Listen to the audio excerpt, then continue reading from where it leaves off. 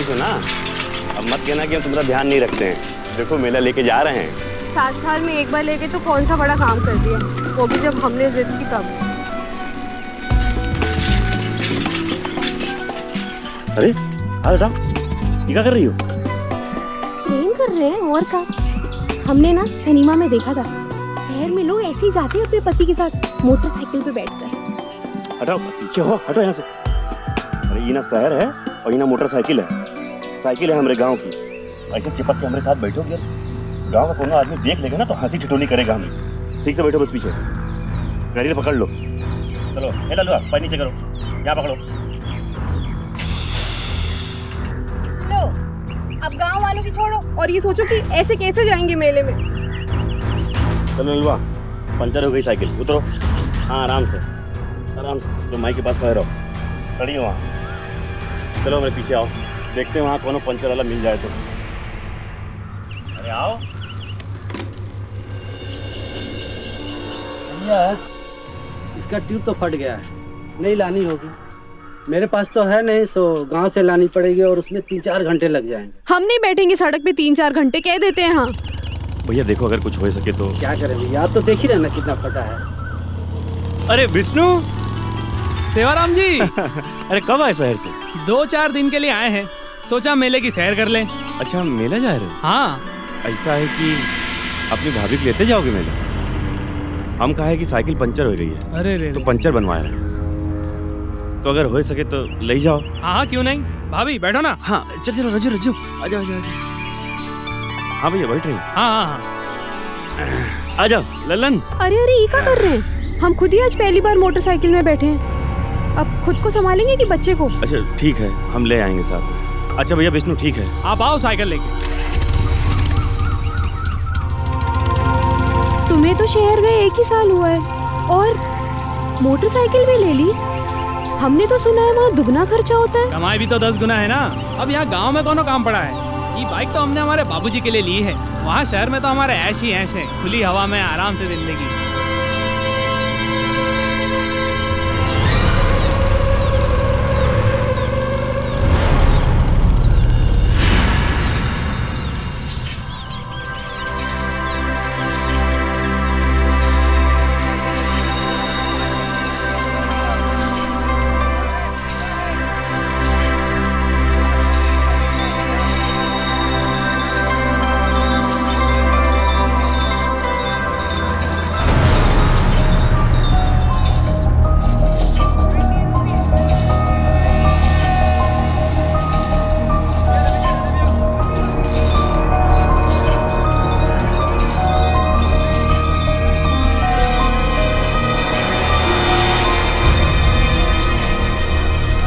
इतना मजा करके हम नहीं जाएंगे साइकिल पे डचर डचर करते हुए। ये विष्णु कहाँ मर गया?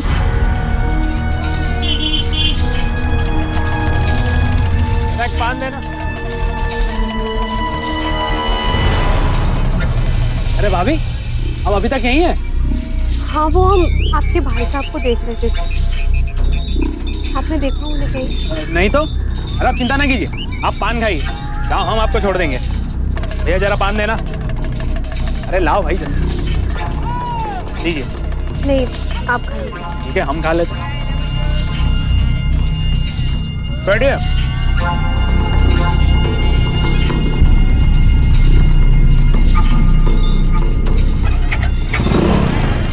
तो इसको पकड़िएगा।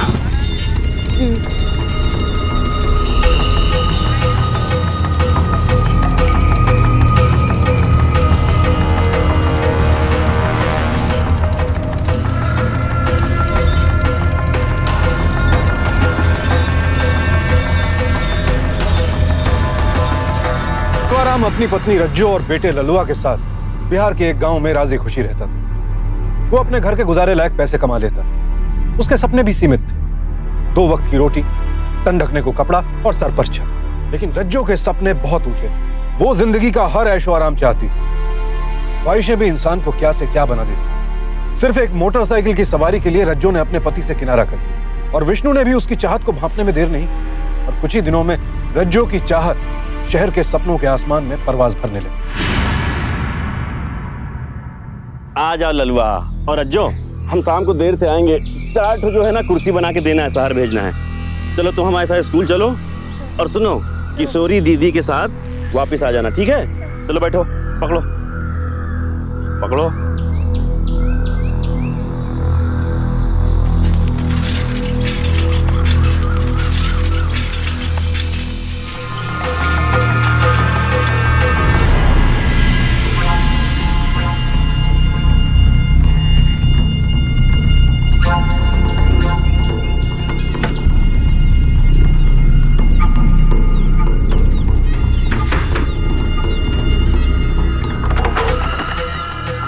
बोला हलवाई के यहाँ से गर्मा गर्म जलेबियाँ लाए हैं तुम्हारे लिए। आज बहुत देर कर दी और कल तो आए भी नहीं। हमने तो सोचा कि हमें छोड़कर शहर ही चले गए। वो क्या है ना, लड़की वाले आए थे रिश्ते की बात लेकर। अरे अरे सुन तो, अरे क्या हुआ, जलन हो रही है? हम काहे जलेंगे?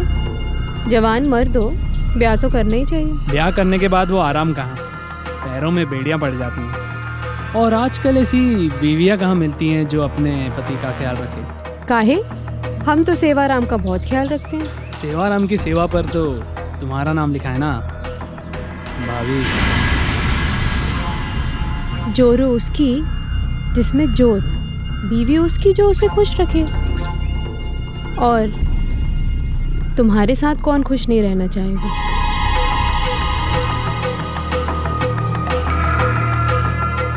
सोच लो, एक बार हाथ पकड़ लिया तो छोड़ने नहीं देंगे। ना छोड़ेंगे और ना छोड़ने देंगे।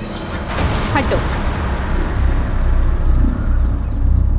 क्या हुआ, हम पर भरोसा नहीं है क्या? खुद तो 2 दिन में शहर चले जाओगे, हमें यहाँ कांटों में डालकर। तुम्हें भी ले चलेंगे। मोटरसाइकिल पे घुमाओगे, हाँ, नई साड़ी, नई बिंदिया दिलाओगे हर महीने। अब जो कॉन्ट्रैक्ट की शर्त पूरी हो गई हो तो पार्टनरशिप शुरू करें।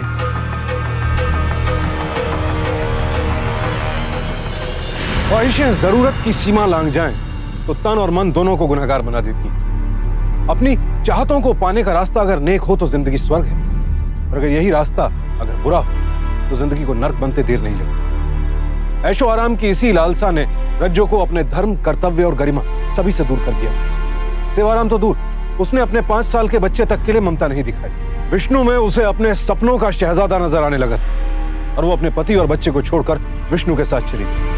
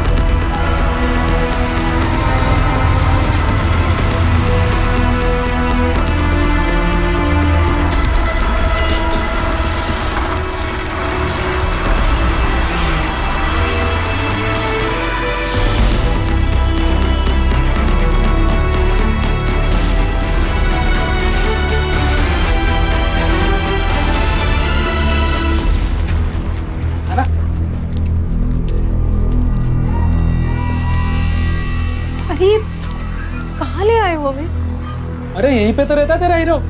चल हीरो साइड हो। आना, चल चल।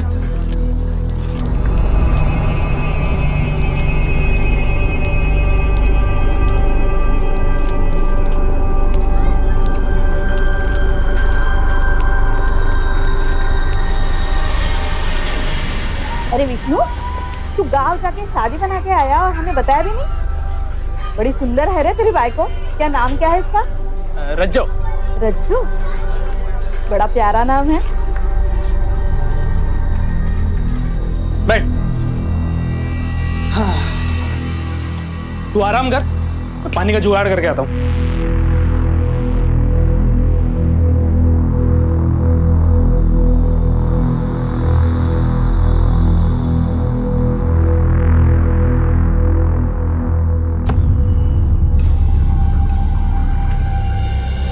विष्णु ने एक पल के लिए भी ये नहीं सोचा कि जो औरत साइकिल से मोटरसाइकिल तक पहुंचने के लिए अपने पति और 5 साल के बच्चे को छोड़ सकती है, क्या कल वो इससे बेहतर गाड़ी देखकर उसके साथ दगा नहीं करेगी?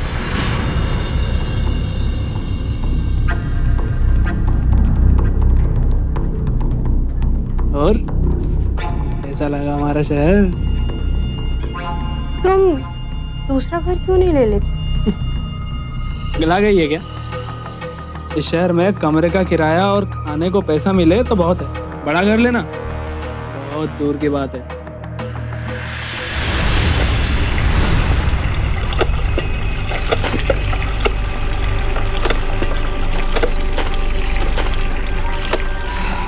इतनी नाराज क्यों?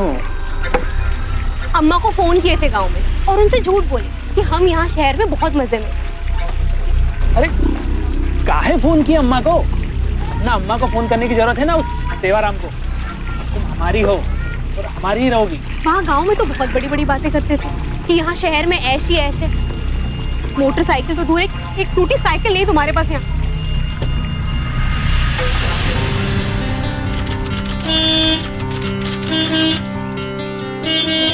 अबे देख क्या रही है? आजा।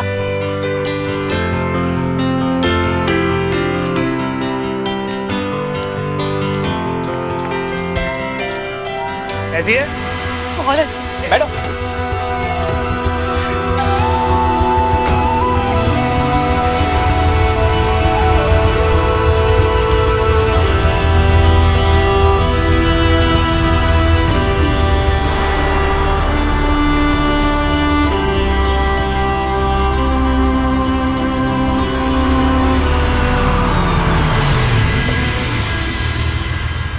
अरे ये खुलता कैसे? अरे ला, आदत डाल ले अब। तो अब मैडम का आदेश है कि हमें रोज ऐसे ही घुमाया जाए। बे पैर नीचे रख। कौन नीचे कर? गंदा करेगी। गंदा कर। तो क्या हुआ? हमारे मर्द की है। तेरे मर्द की नहीं, उसके बॉस की गाड़ी है। ड्राइवर हूँ ना मैं। क्या? ये तुम्हारी गाड़ी नहीं है? हाँ मतलब चलाता तो मैं ही हूँ, पर गाड़ी तो बॉस की है ना। तो स्माइल दे दे, देना, दे दे। तो तुम एक काम करो, तुम ना जल्दी से कार ले लो। क्या? कार? अरे हमने क्या कोई चुटकुला सुना है जो तुम इतनी जोर जोर से हंस रहे हो? चुटकुला ही तो है। घर और कार बना कोनो मजाक है क्या? अब गांव में मोटरसाइकिल लेना भी तो कोई खेल नहीं था ना, पर अपनी मेहनत से तुमने ले लिया ना। पता है हम क्या सोचते हैं कि तुम और हम एक लंबी सड़क पे अपनी गाड़ी पे चलते जाएं, बस चलते जाएं। अरे थोड़ा ब्रेक लगा, पेट्रोल खत्म हो जाएगा। अरे अब मान भी जाओ, छोड़ दो गुस्सा। अब तुम्हें कार में घूमना था तो मैंने घुमाया ना। हमें हमारी कार में घूमना था, तुम्हारे बॉस की नहीं। हम कुछ नहीं जानते, हमें हमारी अपनी कार चाहिए, लाकर दो बस। मेरी जान, ये सब कार खरीदने के लिए बहुत पापड़ बेलने पड़ते हैं, कितना पैसा लगता है। अब मेरे उस बॉस को ही देख लो, गाड़ी है, बंगला है, इतनी मेहनत करता है और इस्तेमाल करने वाला कोई नहीं। अब इस चक्कर में उस पट्टे ने शादी तक नहीं की। अब गाड़ी ले लो, बंगला ले लो, पर जिंदगी ना जी पाओ तो क्या मजा है? ऐसी बेकार की जिंदगी का भी ना कोई मजा नहीं। अरे अरे तू ना हमेशा 5 रुपए ज्यादा बताता है, 20 से ज्यादा की नहीं है ये। चल पकड़, चलो। अभी तक नाराज है? नहीं, तो फिर क्या सोच रही है? मैं सोच रही थी कि तुम्हारी कमाई वैसे भी बहुत कम है, वो भी इन खर्चों में निकल जाती है, तो क्यों ना मैं भी कोई काम कर लूं। तू क्यों काम करेगी? हाँ तो क्या हो गया? अब पूछो ना तुम्हारे वो बॉस से, घर पे कोई नौकर चाकर की जरूरत तो होगी ना। अकेले जो रहते हैं तो मैं ही कोई काम कर लूंगी। अब इतना सोच क्या रहे हो, पूछो ना। अच्छा ठीक है, कल जाऊंगा तब पूछ लूंगा। चले चल। आखिर क्या था रज्जो के दिल में? क्या वो सच में मेहनत करना चाहती थी? क्या कार की लालसा ने उसे वाकई मेहनत करने के लिए उकसा दिया था, या फिर कुछ और चल रहा था उसके दिमाग में? कहीं ऐसा तो नहीं कि जिन सपनों को पूरा करने के लिए वो अपने पति सेवाराम को छोड़कर विष्णु के पास चली आई थी, अब उन्हीं सपनों के पीछे दौड़ते दौड़ते वो एक लंबी छलांग लगाने की तैयारी में थी। चलना, देख क्या शानदार घर बना है ना, एकदम मस्त। चल।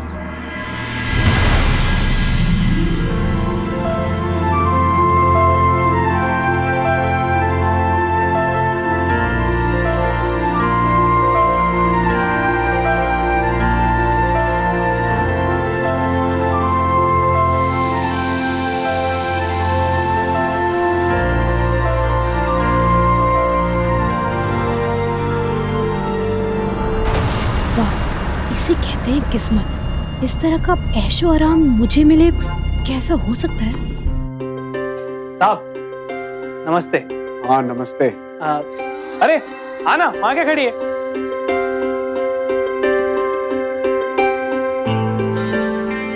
ये मेरी बीवी है, वो आपसे बात की थी ना काम के लिए। हाँ हाँ हाँ हाँ। काम संभाल लेना है ना। अच्छा तो मैं चलूं सर? हाँ ठीक है। जी।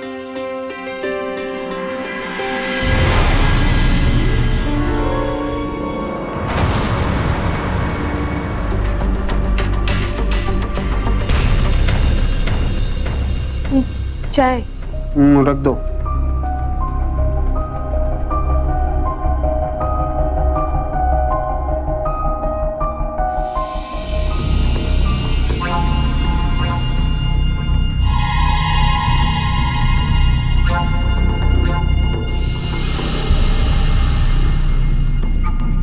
साहब वो चाय ठंडी हो जाएगी। हाँ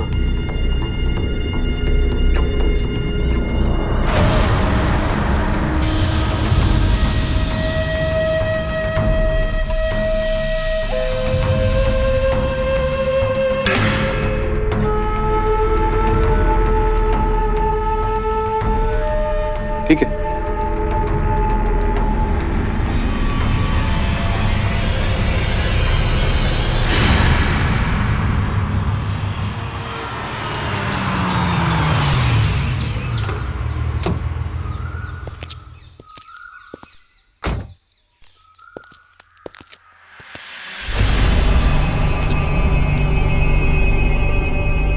क्या हुआ? तबीयत बहुत खराब है, बहुत सर दर्द हो रहा है, खाना भी नहीं बना पाया आपके लिए। कोई बात नहीं, मैं खाना बाहर से मंगा लूंगा, तुम जाओ। नहीं नहीं, तनख्वाह पूरी लेंगे तो काम भी तो पूरा ही करेंगे ना। हाँ लेकिन विष्णु कब तक इंतजार करेगा? अरे तो बस चलती है ना, हम उसी से चले जाएंगे। आप उन्हें कह दीजिए हम खुद ही आ जाएंगे। ठीक है।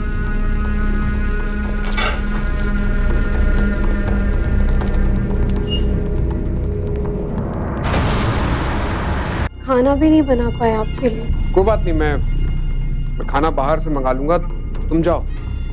नहीं नहीं, तनख्वाह पूरी लेंगे तो काम भी तो पूरा ही करेंगे ना। हाँ लेकिन विष्णु कब तक इंतजार करेगा?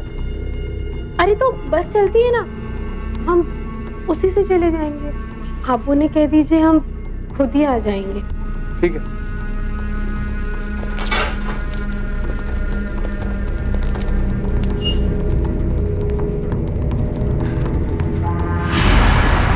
विष्णु जी साहब। तुम घर जाओ, वो घर का काम अभी खत्म नहीं हुआ है, रज्जो अपने आप आ जाएगी।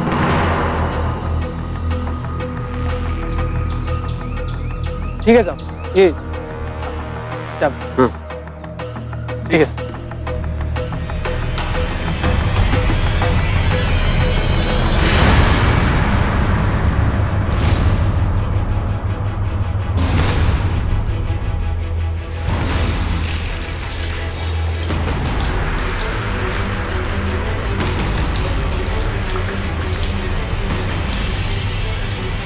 हे राम!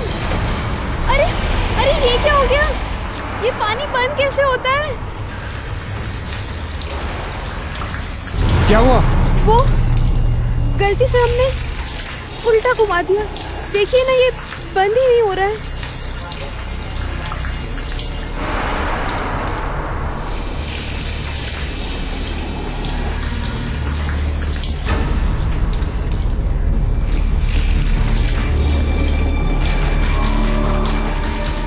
अब कुछ होगा आपके पास हमारे पहनने को? हाँ हाँ, देता हूँ कुछ।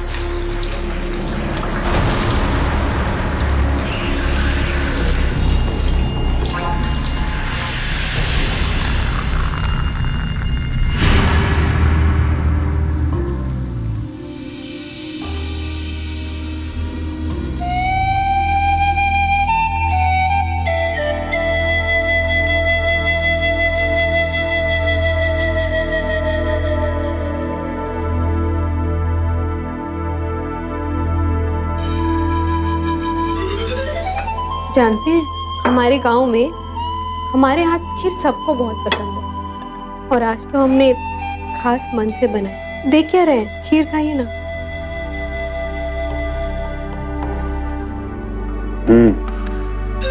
अच्छी बनी है।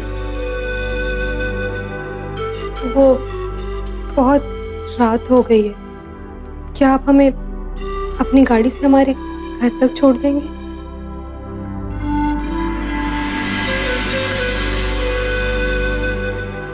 हाँ।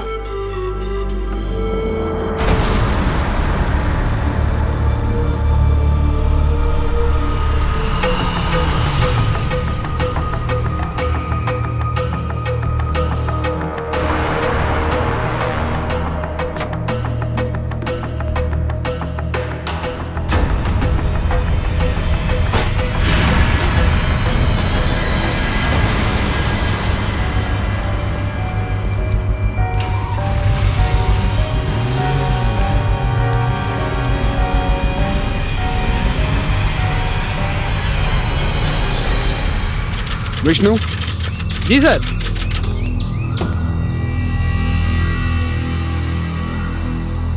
वो आज रज्जो नहीं आई? वो क्या है ना, उसकी तबीयत खराब है।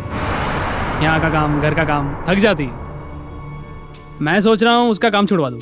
उससे नहीं होगा, आपको भी तकलीफ होगी।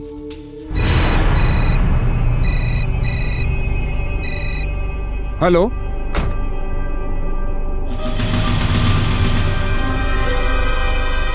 ठीक है।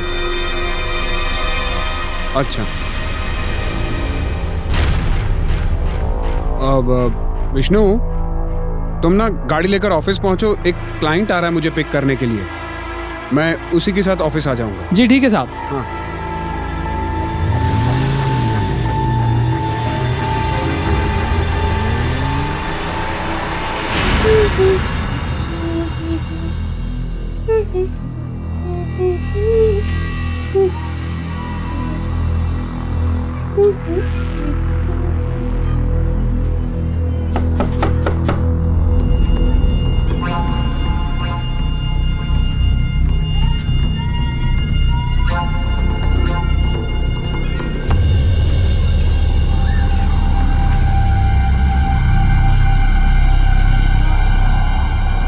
फोन क्यों किया था?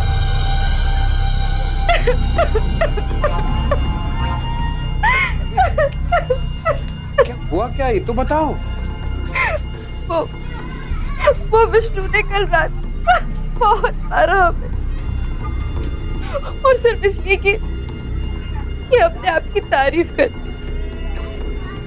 उसे लगता है कि आपका और हमारा कोई बुरा संबंध है।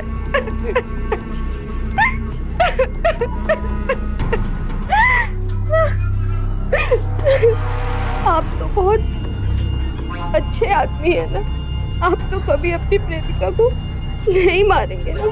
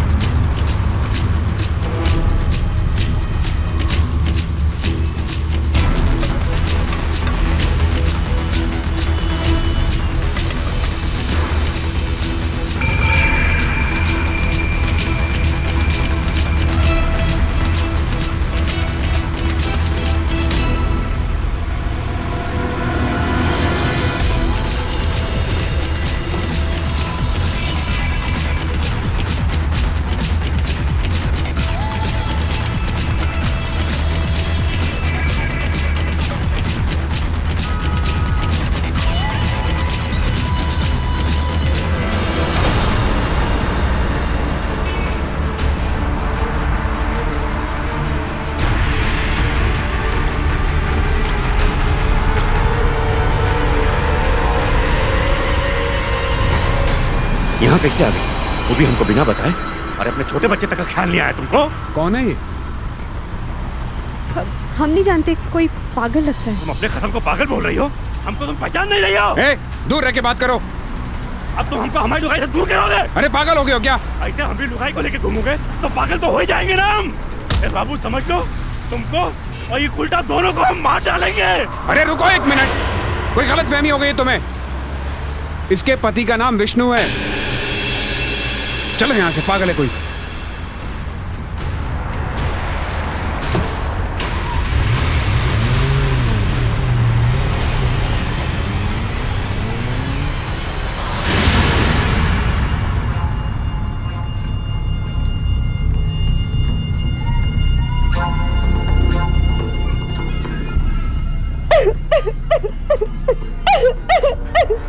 क्या हुआ? क्यों रो रही है? वो सेवाराम। आराम? हम आज शेयरिंग टैक्सी में गए थे सब्जी लाने, वो वही मिल गया। बहुत गाली गलौज, और तो और हमारे साथ वो जो भला मानस था उस पर भी हाथ छोड़ दिया। हम कह रहे हैं देखना वो जरूर बहुत नाटक करेगा यहाँ। पर उसे कैसे पता कि तुम यहाँ हो?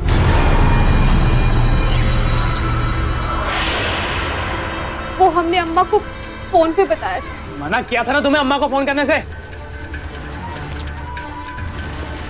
आने दो साले को, देखते हैं।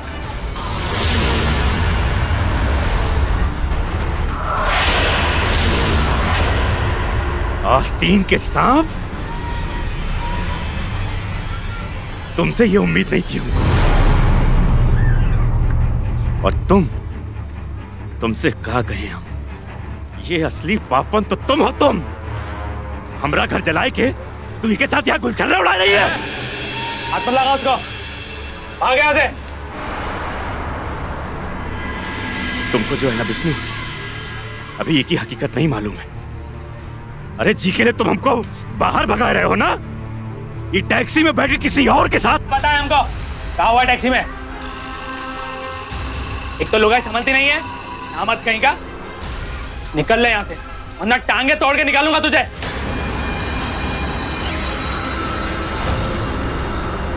रज्जू, हम तुम्हारे हाथ जोड़ते हैं। अगर हमसे कोनो गलती हुई तो हमको माफ कर दो। रज्जू हमरा लल्ला, रज्जू अपने लल्ला के लौट चलो। देखो जो कुछ भी हुआ है हम वो सब भूल जाएंगे। हम तुमको कुछ नहीं कहेंगे, बस अपने बाबू की खातिर घर लौटाओ रज्जू। ये बेटा, ये तुमने दिया हमारी गोद में, तो अब संभालो। 7 साल की शादी में 7 दिन का सुख नहीं दिया हमें, और अब इसे हमारी गोद में डालकर हमारी जवानी खराब करोगे। ये तू क्या कह रही रज्जू? रज्जू, तुमको हमारे साथ चलना पड़ेगा। तुमको हम लेकर जाएंगे, तुम चलो हमारे साथ। साले निकल, बच्चा साथ में इसलिए छोड़ रहा हूं, नहीं निकला ना तो तेरे साथ ये भी जाएगा। हट। अरे अपना ही सिक्का खोटा हो तो और कौनों से क्या शिकायत करे? ये सब जौन किए हो ना, तो भुगतना पड़ेगा तुमको। ये सब भगवान है। और विष्णु, तुम भी हमारी एक बात ध्यान से सुन लो। अरे जौन औरत अपने कोख से जने बच्चे को भूल गई, देखते हैं तुम्हारे साथ कितने दिन रहेगी।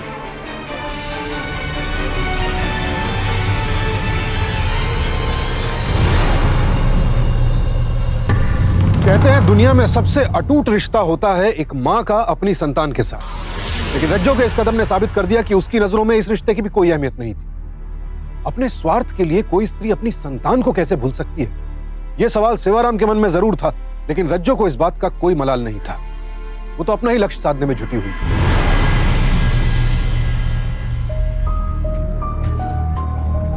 अरे विष्णु बेटा, ये लो चाबी। लो। रज्जो कीर्तन में गई है और कहकर गई है कि खाना बाहर से खा लेना। ठीक है बेटा, एक बात करनी है, अगर बुरा ना मानो तो बताना चाहती हूँ। कैसी बातें करती हो आई, बोलो ना। तुम्हारे लुगाई के लक्षण कुछ ठीक नहीं दिखते हैं आजकल। क्या मतलब?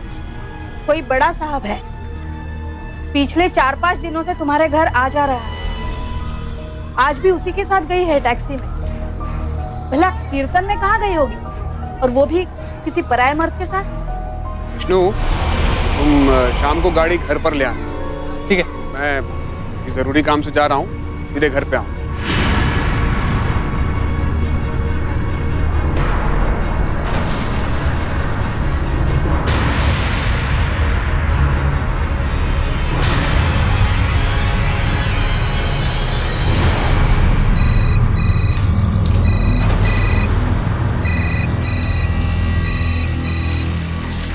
हेलो हेलो, अरे तू कुछ बोल क्यों नहीं रहा है? हेलो, आवाज नहीं आ रही। हेलो हेलो,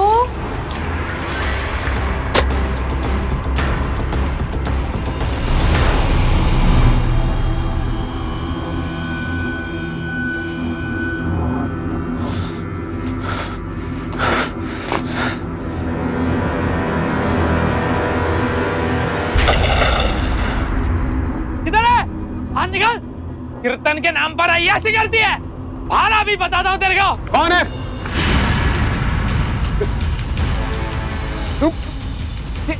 ये क्या किया तुमने? अरे कौन मुआ? हो गया तेरा कीर्तन। पहले वो सेवाराम, फिर विष्णु, अब साहब। जोरू नहीं है तुम्हारी जो यहाँ हक जमाने आए। तुमसे हमने पहले ही कहा था, जोरू उसकी जिसमें जोर। तुम्हारा जोर खत्म, तुम्हारा किस्सा खत्म।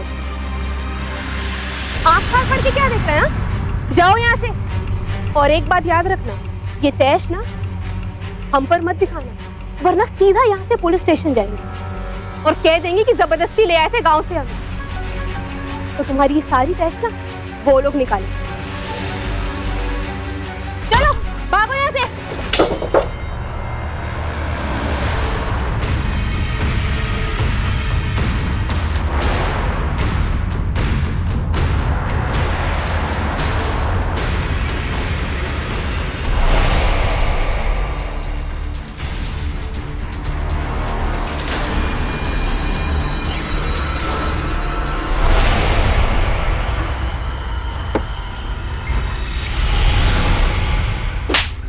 जोरू नहीं है तुम्हारे जो यहाँ हक जमाने आए। तुमसे हमने पहले ही कहा था, जोरू उसकी जिसमें जोर। तुम्हारा जोर खत्म, तुम्हारा किस्सा खत्म। ये तैश ना हम पर मत दिखाना, वरना सीधा यहाँ से पुलिस स्टेशन जाएंगे और कह देंगे कि जबरदस्ती ले आए थे गांव से हमें। तो तुम्हारी ये सारी तैश ना वो लोग निकालेंगे।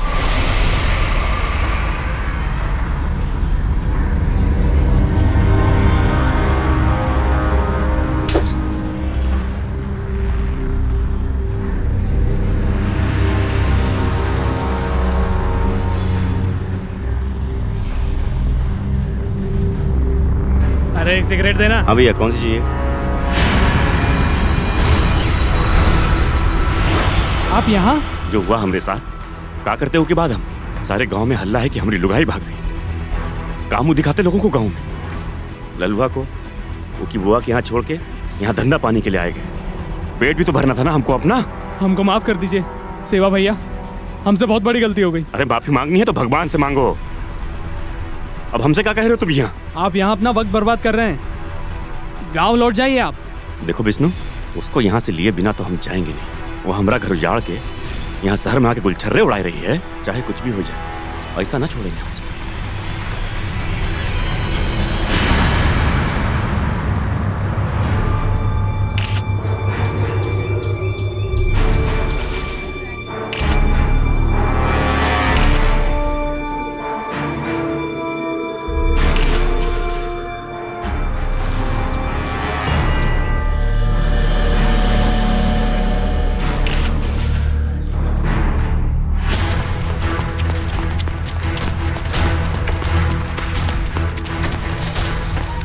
विष्णु भैया, रजू भाभी की तस्वीर निकली है इसमें।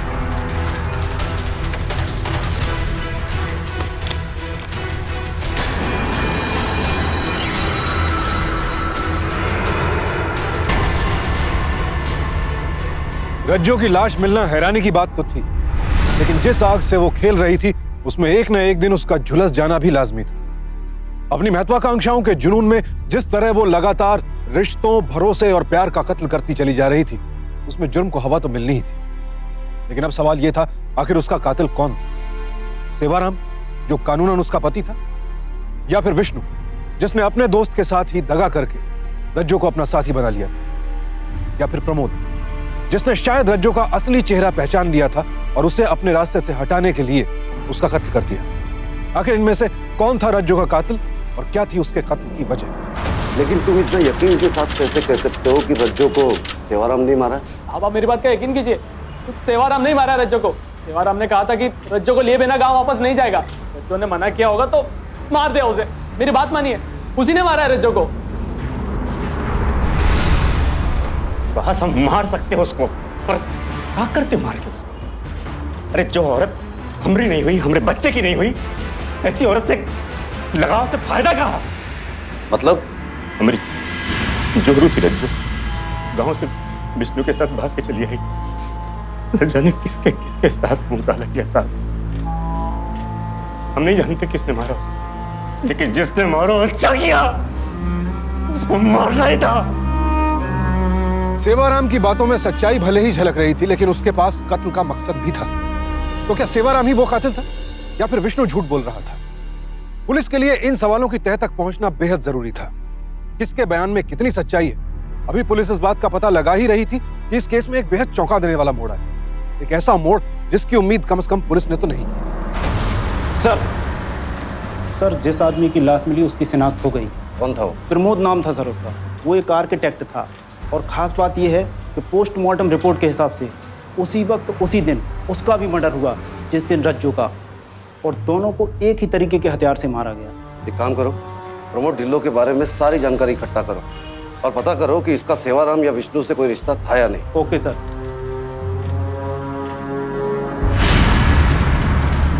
एक काम करो, प्रमोद ढिल्लो के बारे में सारी जानकारी इकट्ठा करो और पता करो कि इसका सेवाराम या विष्णु से कोई रिश्ता था या नहीं। Okay sir.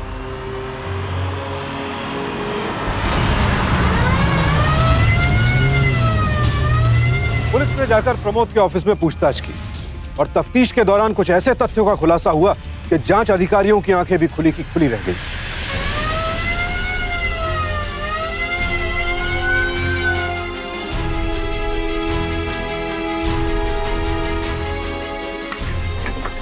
सर यहाँ पे एक बैग है। इधर रखो इसको, आराम से।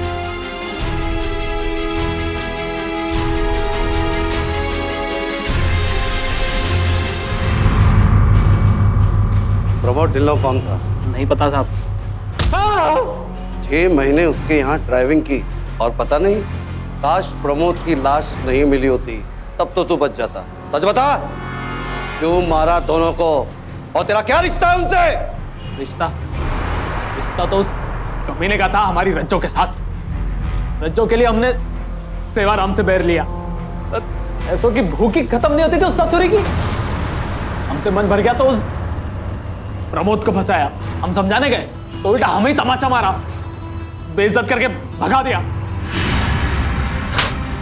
जोरू नहीं है तुम्हारे जो यहाँ हक जमाने आए। तुमसे हमने पहले ही कहा था, जोरू उसकी जिसमें जोर। तुम्हारा जोर खत्म, तुम्हारा किस्सा खत्म। आँख फाड़ के क्या देख रहे हैं? जाओ यहाँ से, चलो भागो यहाँ से। परेशान थे हम। सेवाराम से मिले तो उसे उकसाया कि वो मार दे उस बेशरम को, पर हिम्मत ही नहीं हुई। क्या चरित्र है आपकी बीवी? किसी के भी हाथ नहीं आने वाली, ना आपके ना हमरे। अगर उसके मोह से मुक्ति पानी है ना, तो एक ही उपाय है, उसे इस दुनिया से मुक्त कर दो, मार डालो उसे। अरे पगला गए हो क्या? ये दारू पिए हो ना, तुम्हारी बुद्धि खराब कर दी है। मरने मारने की बात करें, पहले समझ में नहीं आया था, हमको समझा दे रहे हैं। हट्टू था सेवाराम, से कुछ नहीं होने वाला था।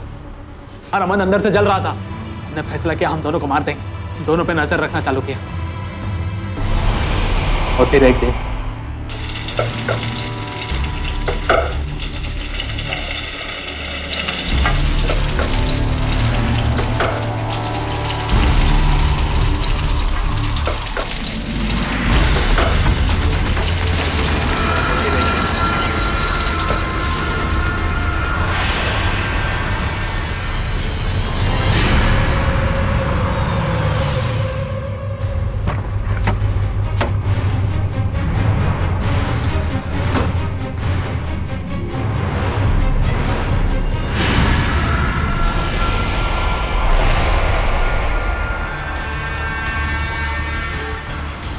विष्णु तुम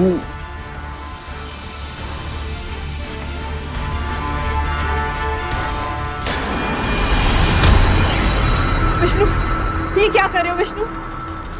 हमें जाने दो। जाने देंगे, हमेशा के लिए जाने देंगे। विष्णु, क्या क्या कर रहे हो तुम? पागल हो गए हो? हाँ, पागल हो गया हूं मैं।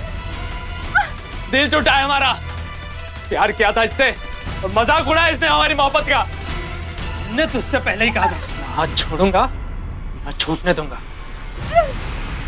मेरी नहीं तो किसी की नहीं, मेरी नहीं तो किसी की नहीं। रज्जो की लाश को वहीं फेंक दिया, प्रमोद की लाश को दूसरी जगह, ताकि किसी को शक ना हो। हमारे अंदर जो आग जल रही थी उसमें जलकर किसी को तो मरना था। हम मरकर कायर नहीं साबित होना चाहते थे, इसलिए मार दिया दोनों को। लेके जाओ उसको। विष्णु ने एक बाले जुर्म किया और उसकी निशानदेही पर उसके घर से कत्ल में इस्तेमाल किया गया हथियार भी बरामद हो गया। कत्ल के जुर्म में विष्णु को आईपीसी की धारा 302 के तहत 14 साल कैद की सजा सुनाई गई। लेकिन सेवाराम और उसका बेटा ललुआ, आखिर उनका क्या दोष था? अब निर्दोष होते हुए भी उन्हें जीवन भर इसकी सजा भुगतनी पड़ेगी। जल्द से जल्द ऐशो आराम हासिल करने की रज्जो की लालसा ने 4 जिंदगियां तबाह कर दी। सेवाराम, ललुआ, विष्णु, प्रमोद और खुद रज्जो का जीवन भी तबाह हो गया, सिर्फ लालच और महत्वाकांक्षा की वजह से। याद रखिए, जो सबके साथ दगा करता है, एक ना एक दिन जिंदगी भी उसके साथ दगा कर जाती है। जब हम गलत रास्ते पर अपने कदम बढ़ाते हैं तो खुद अपनी तबाही की तरफ ही बढ़ना शुरू होते हैं। क्यों भूल जाते हैं कि गलत रास्ते का अंजाम भी गलत ही होता है। इसीलिए सावधान हो जाएं रज्जो जैसे लोग और आप सब, क्योंकि लालसाओं का कोई अंत नहीं, लेकिन जीवन का है। इसी प्रार्थना के साथ मैं सुशांत सिंह आपसे विदा लेता हूं। फिर मुलाकात होगी ऐसी एक और सत्य घटना के साथ। देखते रहें सावधान इंडिया, इंडिया फाइट्स बैक।